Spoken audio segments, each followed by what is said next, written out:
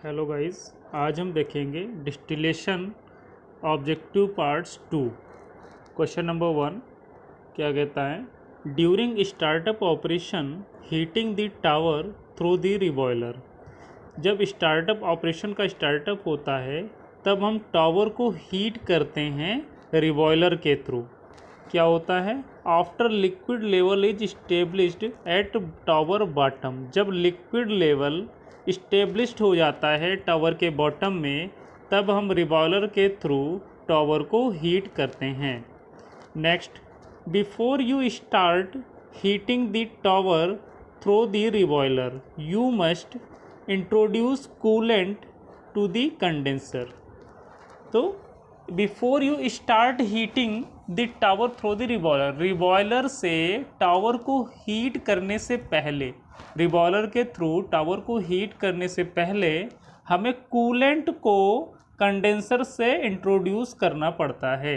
Coolant को condenser के साथ इंट्रोड्यूस करना पड़ता है। Next, as a result of fractionation in the tower, as a result of fractionation in the tower, the heavier components move down the tray. तो fractionation in the tower, heavier components का क्या होता है? Heavier components हमारे move down करते हैं, tray से down की तरफ मूव करते हैं। नेक्स्ट है, when the reboiler duty decreases the vapour flow within the tower decreases. जब रिबॉयलर की ड्यूटी, रिबॉयलर की हीट ड्यूटी डिक्रीज कर दी जाती है, तब वेपर फ्लो पे क्या इफेक्ट पड़ता है? वेपर फ्लो भी हमारा डिक्रीज हो जाता है। Next, the reflux flow is introduced, the reflux flow is introduced after the level appears in the reflux drum.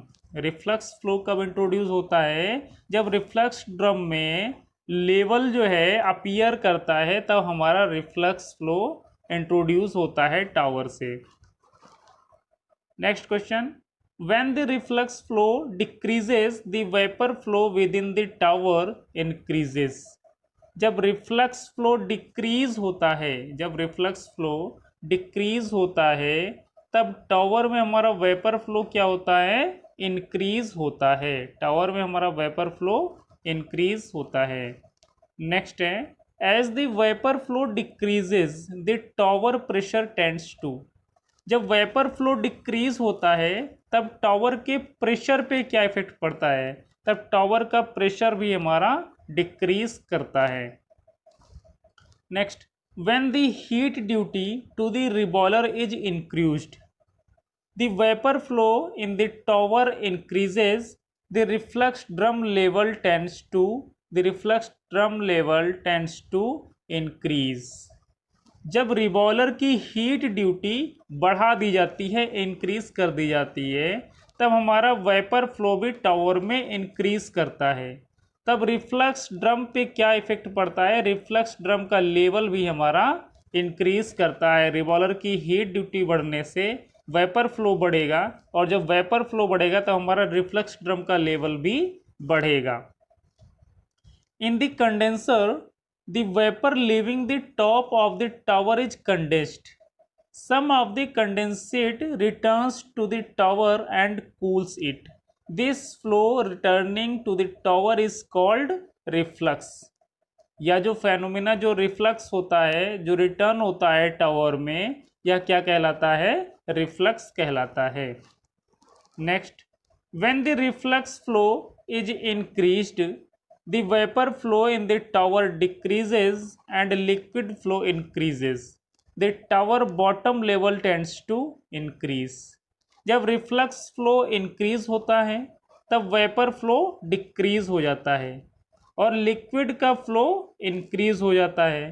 तब हमारे टावर का जो बॉटम लेवल होता है, वह क्या होता है? वह भी इंक्रीज होता है। रिफ्लक्स फ्लो इंक्रीज होगा, तब हमारा वेपर फ्लो डिक्रीज होगा, बट लिक्विड फ्लो हमारा इंक्रीज होगा, और टावर का जो बॉटम लेवल है वह भी हमारा इंक्रीज हो जाएगा।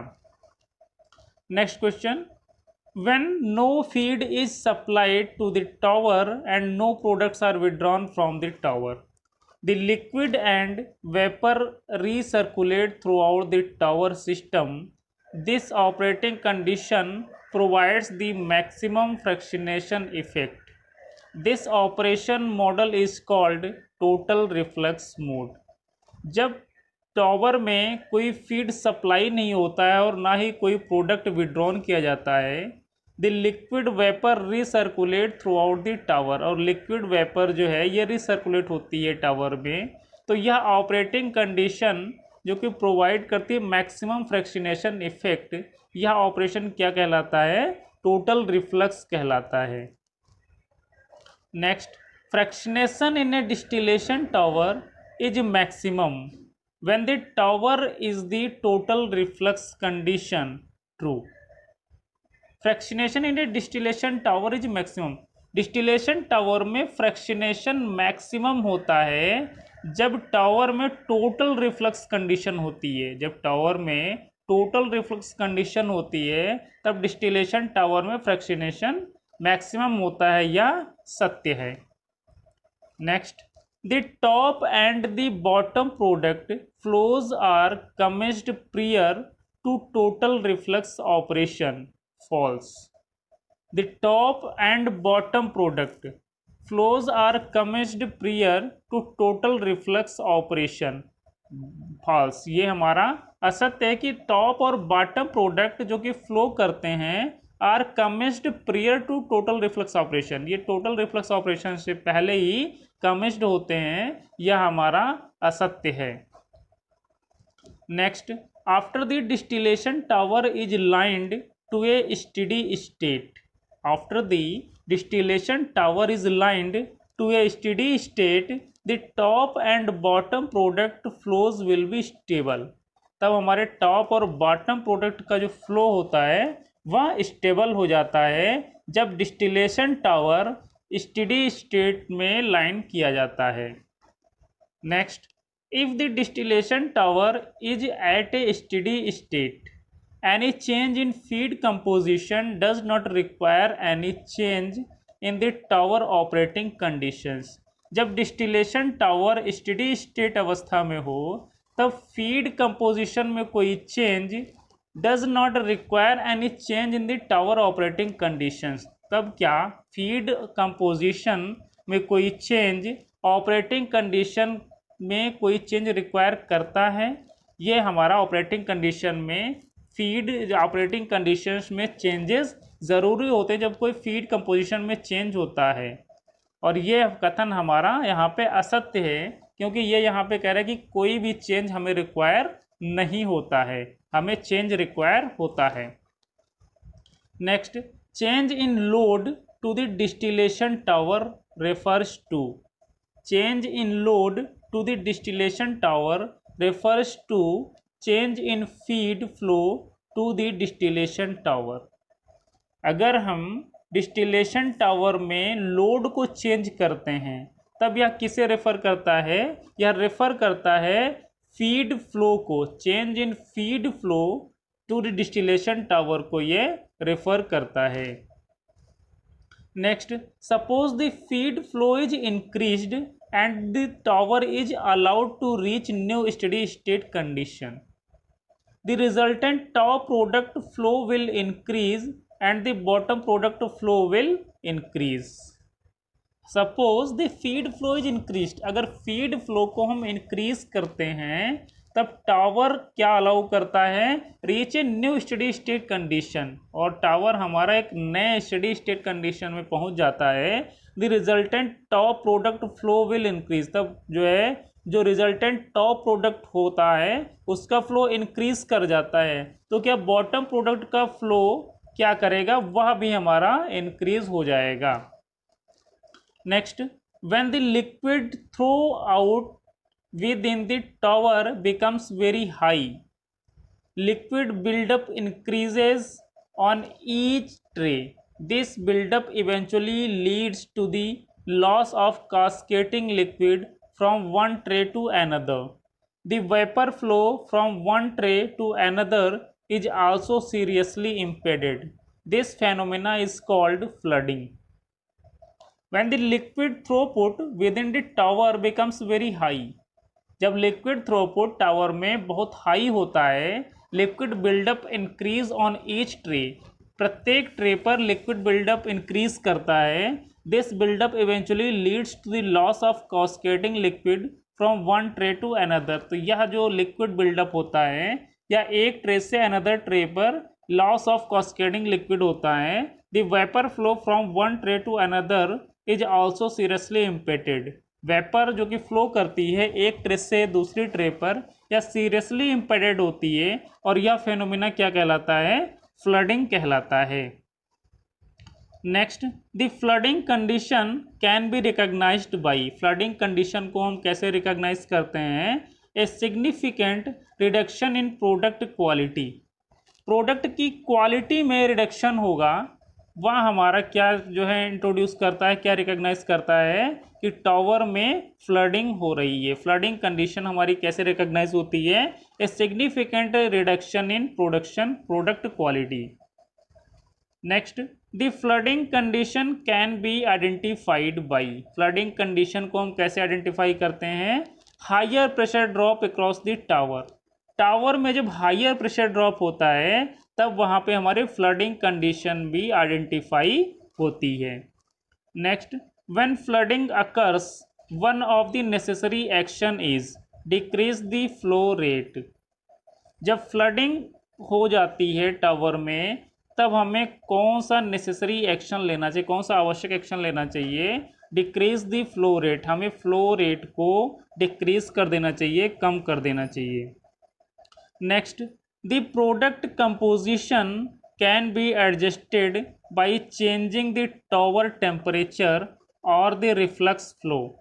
When the tower temperature is increased, the vapor flow within the tower also increases, thus the purity of the bottom product increases. The product composition can be adjusted by changing the tower temperature, product का जो composition है वो tower के temperature को change करने पे भी adjust किया जाता है। और reflux flow, when the tower temperature is increase, जब टावर का टेम्परेचर इंक्रीज होता है, the vapour flow within the tower also increases, तब वेपर फ्लो भी हमारे टावर में इंक्रीज होती है।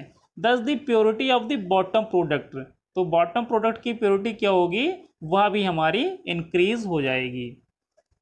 Next, when the tower temperature is increased, the vapour flow within the tower also increases, as a result the purity of the top product decreases. जब tower का temperature increase किया जाता है तब vapour flow भी क्या होती है? इंक्रीज होती है। But as a result of purity of top product की प्योरिटी क्या होती है? डिक्रीज हो जाती है। टॉप प्रोडक्ट की प्योरिटी डिक्रीज होती है और बॉटम प्रोडक्ट की प्योरिटी हमारी इंक्रीज होती है। Next, when the tower temperature is reduced, the vapor flow within the tower decreases. As a result, the purity of the product increases. When the tower temperature is reduced, the vapor flow within the tower decreases. As a result, the purity of the top product increases. जब tower का temperature हम कम कर देते हैं तब vapour flow भी हमारी decrease हो जाती है और इस प्रकार हमारा टॉप प्रोडक्ट की प्योरिटी क्या होती है? इंक्रीज हो जाती है। Next, when the tower temperature is reduced, the vapour flow within the tower decreases.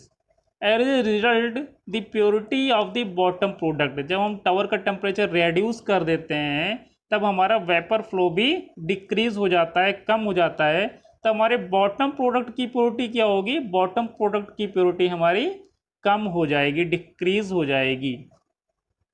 Next, when both the reflux flow and reboiler heat duty are increased, the purity of the bottom product increases. जब reflux flow और reboiler की heat duty को हम increase कर देते हैं तब हमारे बॉटम प्रोडक्ट की प्योरिटी क्या होती है? इंक्रीज हो जाती है। Next, Suppose that you have to increase the purity of the top product. Suppose that you have to increase the purity of the top product, you must increase the reflux flow. अगर हमें top product की purity को बढ़ाना है तब हमें reflux flow को बढ़ाना पड़ेगा, इंक्रीज करना पड़ेगा. Next, suppose that you have to increase the purity of the bottom product, you must increase the reboiler duty. अगर हमें बॉटम प्रोडक्ट की प्योरिटी को बढ़ाना है तब हमें रिबॉयलर ड्यूटी को इंक्रीज करना पड़ेगा. Next, the excessively high vapour flow in the tower may lead to entrainment. Excessively high vapor flow in the tower may lead to entrainment. Excessively high vapor flow क्या lead करता है tower में? entrainment को ये lead करता है. Next, when the heat input to the reboiler is increased, the tower temperature increases. जब tower में हीट इनपुट बढ़ा दिया जाता है तब टावर का टेम्परेचर भी हमारा इंक्रीज हो जाएगा. When the reflux flow is reduced, the tower temperature increases. अगर रिफ्लक्स फ्लो भी हम कम कर देते हैं, अगर रिफ्लक्स फ्लो रिड्यूस कर दिया जाता है तब भी टावर का टेम्परेचर हमारा इंक्रीज हो जाएगा. Next, consider an increase in the heavier fractions in the feed. As a result, the top product flow decreases. Consider an increase in the heavier fractions in the feed. अगर feed में heavier fractions हैं, feed में heavier fractions हैं, तब as a result the top product flow, top product का flow क्या होगा? Decrease होगा, कम होगा. Consider an increase in the lighter fraction in the feed. अगर फीड में लाइटर फ्रैक्शंस ज़्यादा हैं या इंक्रीज कर दिए जाते हैं तब as a result bottom product flow क्या होगा? बॉटम प्रोडक्ट फ्लो हमारा डिक्रीज होगा. अगर लाइटर फ्रैक्शंस फीड में ज़्यादा हैं तब बॉटम प्रोडक्ट डिक्रीज होगा, और अगर हैवियर फ्रैक्शंस फीड में ज़्यादा हैं तब हमारा टॉप प्रोडक्ट डिक्रीज होगा. Next, when the lighter fractions in the feed are increased. जब फीड में लाइटर फ्रैक्शंस को इंक्रीज किया जाता है तब लेवल ऑफ रिफ्लक्स ड्रम का लेवल क्या होता है? रिफ्लक्स ड्रम का लेवल हमारा बढ़ जाता है. अगर लाइटर फ्रैक्शंस को फीड में हम बढ़ा देते हैं तब रिफ्लक्स ड्रम का लेवल भी हमारा इंक्रीज कर जाता है. Next, when the lighter fractions in the feed are decreased. जब लाइटर फ्रैक्शंस को फीड में हम डिक्रीज कर देते हैं तब लेवल ऑफ बॉटम क्या होता है? टावर का बॉटम क्या होता है? लेवल. तब हमारा टावर का बॉटम लेवल भी इंक्रीज हो जाता है. Next, the normally shutdown operation should be taken. Normally shutdown operation कैसे लिया जाता है? ग्रेजुअली हम जो है नॉर्मल शटडाउन ऑपरेशन को हैंडल करते हैं.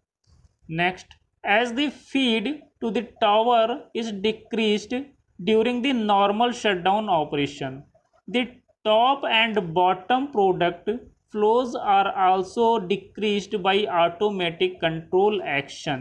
This is true.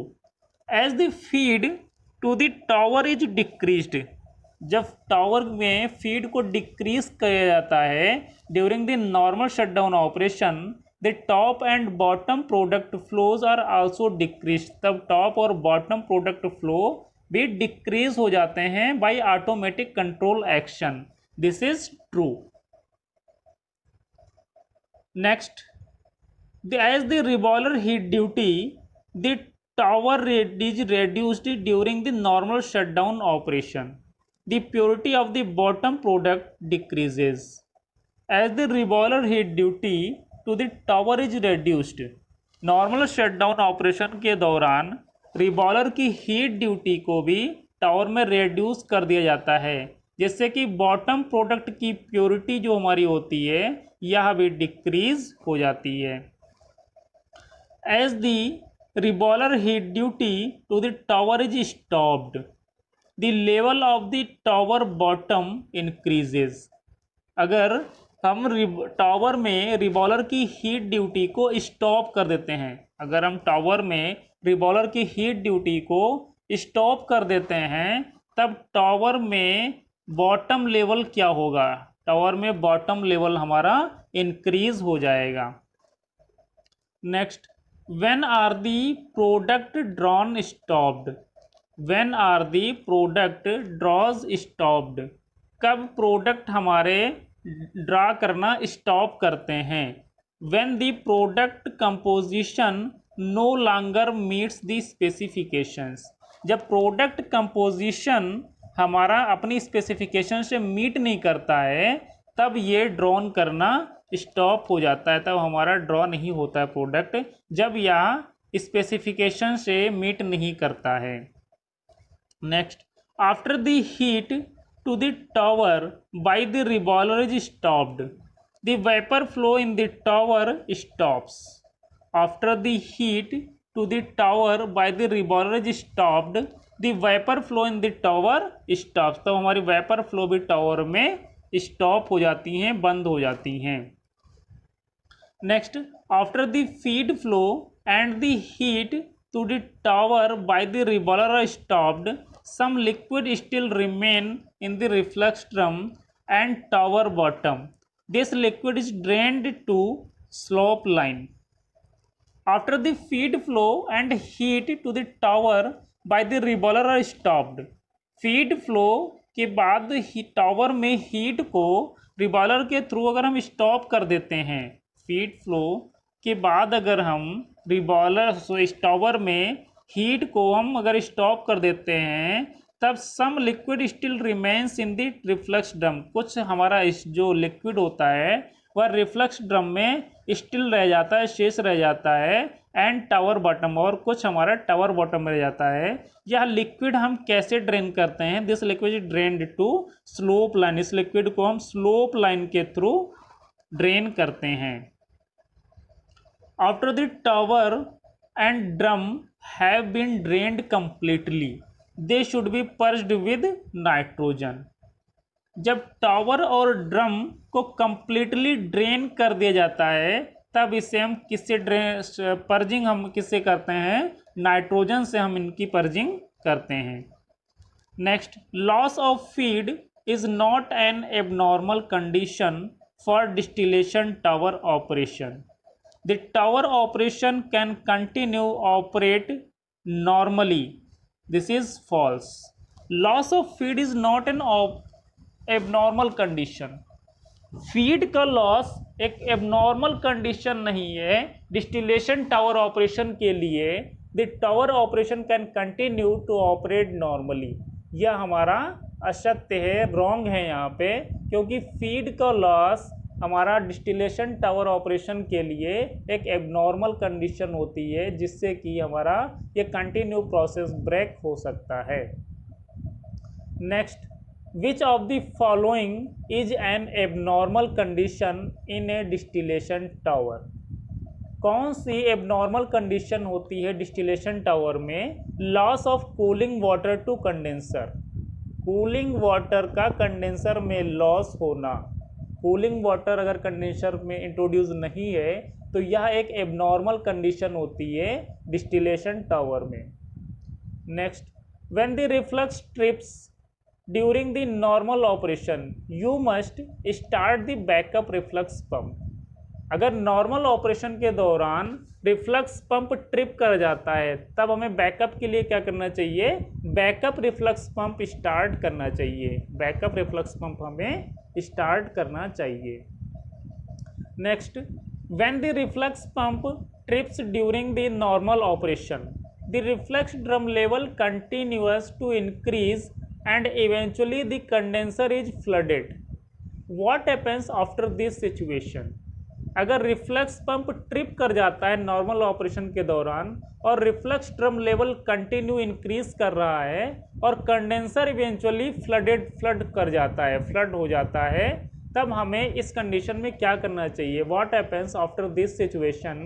The cooling effect to the condenser decreases causing the tower pressure to increase. हमें क्या करना चाहिए? कंडेंसर से कूलिंग इफेक्ट को कम कर देना चाहिए।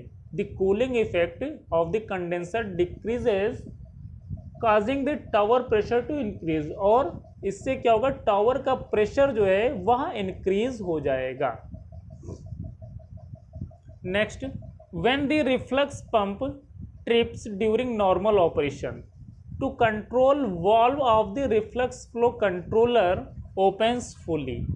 अगर reflux pump during operation trip कर जाता है, तब रिफ्लक्स फ्लो कंट्रोलर को कैसे जो है कंट्रोल करना चाहिए, हमें ये कंट्रोल वॉल्व्स जो है रिफ्लक्स फ्लो के, इन्हें ओपन कर देना चाहिए, फुल्ली ओपन कर देना चाहिए। Next, when the reflux pump trips during normal operation, the reflux and the top product flows stop, the tower temperature increases. अगर रिफ्लक्स पंप और नॉर्मल ऑपरेशन के दौरान ट्रिप कर जाता है, तब reflux and the top product flow stop, तब reflux और टॉप प्रोडक्ट हमारा स्टॉप हो जाता है। द टावर टेम्परेचर क्या होता है, इंक्रीज हो जाता है, टावर का टेम्परेचर इंक्रीज हो जाता है। Next, when the reflux pump trips during normal operation, the liquid flow in the tower decreases. अगर रिफ्लक्स पंप हमारा ट्रिप करता है, तब टावर में लिक्विड का फ्लो भी हमारा डिक्रीज होता है, कम हो जाता है। Next, when the reflux drum becomes empty during normal operation, the tower temperature increases. अगर रिफ्लक्स ड्रम नॉर्मल ऑपरेशन के दौरान एम्प्टी हो जाता है, खाली हो जाता है, तब टावर का टेम्परेचर भी हमारा इंक्रीज हो जाएगा, टावर का टेम्परेचर हमारा इंक्रीज हो जाएगा। Next, if the reflux drum level transmitter fails by incorrectly sending a level signal much higher than the real level during normal operation, अगर नॉर्मल ऑपरेशन के दौरान reflux drum level transmitter fail हो जाता है और यह इनकरेक्टली सेंड करता है रीडिंग जो कि बहुत ज़्यादा होती है, मच हायर देन दी रियल लेवल से या बहुत ज़्यादा रीडिंग होती है, तब क्या होगा, रिफ्लक्स ड्रम लेवल में become empty, reflux drum level जो हमारा होगा यह एम्प्टी हो जाएगा, खाली हो जाएगा। Next, when the reflex drum level transmitter fails by incorrectly sending a level signal much lower than the real level during normal operation, the reflex drum level controller acts to increase the level higher than the level shown in the control room। अगर reflex drum level transmitter fail हो जाता है during normal operation और यह जो reading भेज रहा है वह रियल रीडिंग से बहुत कम रीडिंग है, तब क्या होगा, तब हमारा जो लेवल होगा वह क्या होगा, higher than the level shown in the control room. तब हमारा जो कंट्रोल रूम में लेवल शो कर रहा है उससे रिफ्लेक्स ड्रम का लेवल बहुत ज़्यादा होगा, हायर होगा।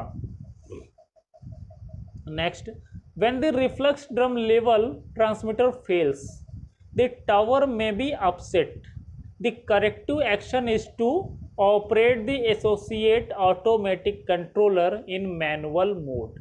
अगर reflex drum level transmitter fail हो जाता है, टावर में भी अपसेट और टावर ऑफसेट हो जाता है, तब करेक्टिव एक्शन क्या होना चाहिए, करेक्टिव एक्शन हमारा होना चाहिए operate the associate automatic controller in manual mode. Automatic controller को हमें मैनुअल मोड में ऑपरेट करना चाहिए। Next, when the feed to the tower is lost, a shutdown operation is not required in many cases. The corrective action is to place the tower in the total reflux mode. अगर tower में हमारा feed lost कर जाता है, अगर हम tower में feed हम लॉस्ट कर जाता है, a shut down operation is not required in many cases, और बहुत सारे केसेस में शट डाउन ऑपरेशन रिक्वायर नहीं होता है, तब हमारे लिए करेक्टिव एक्शन क्या होना चाहिए, तब हमारे लिए करेक्टिव एक्शन होना चाहिए टावर को हमें टोटल रिफ्लक्स मोड में प्लेस कर देना चाहिए, टावर को हमें टोटल रिफ्लक्स मोड में प्लेस कर देना चाहिए। नेक्स्ट है, when the feed to the distillation tower is lost, it can be detected by feed flow low alarm. अगर डिस्टिलेशन टावर में फीड लॉस्ट कर जाता है, खो जाता है, तब यह कैसे डिटेक्ट होता है? तब यह फीड फ्लो लो अलार्म के द्वारा डिटेक्ट होता है। फीड फ्लो लो अलार्म के द्वारा यह डिटेक्ट होता है। Next, when the cooling water flow to the condenser is lost, what happens to the tower? अगर कूलिंग वाटर कंडेंसर में लॉस्ट हो जाता है, अगर कूलिंग वाटर फ्लो कंडेंसर से लॉस्ट हो जाता है, तब जो है क्या होगा, टावर में क्या होगा? तब हमारा टावर का प्रेशर इंक्रीज करेगा रैपिडली, बहुत जल्दी से टावर का प्रेशर रैपिडली इंक्रीज कर जाएगा अगर कूलिंग वाटर कंडेंसर से लॉस्ट हो जाता है। Next, when the cooling water flow to the condenser is lost, what action should be taken? अगर कंडेंसर से कूलिंग वाटर लॉस्ट हो जाता है, तब हमें क्या एक्शन लेना चाहिए? तब हमें क्या एक्शन लेना चाहिए? शट डाउन द यूनिट, हमें यूनिट को शट डाउन कर देना चाहिए, यूनिट को शट डाउन कर देना चाहिए। Next, when the cooling water to the condenser is lost, अगर कंडेंसर से कूलिंग वाटर लॉस्ट होता है, तब टॉप प्रोडक्ट जो हमारा होता है वो हैवियर मिलता है हमें टॉप प्रोडक्ट लाइट नहीं बल्कि हैवियर मिलता है। Next, when the cooling water to the condenser is lost, when the cooling water to the condenser is lost, tower temperature increases. अगर कूलिंग वाटर टावर में लॉस्ट होता है, तब टावर का टेम्परेचर क्या होगा? हमारा इंक्रीज हो जाएगा, टावर का टेम्परेचर हमारा इंक्रीज हो जाएगा।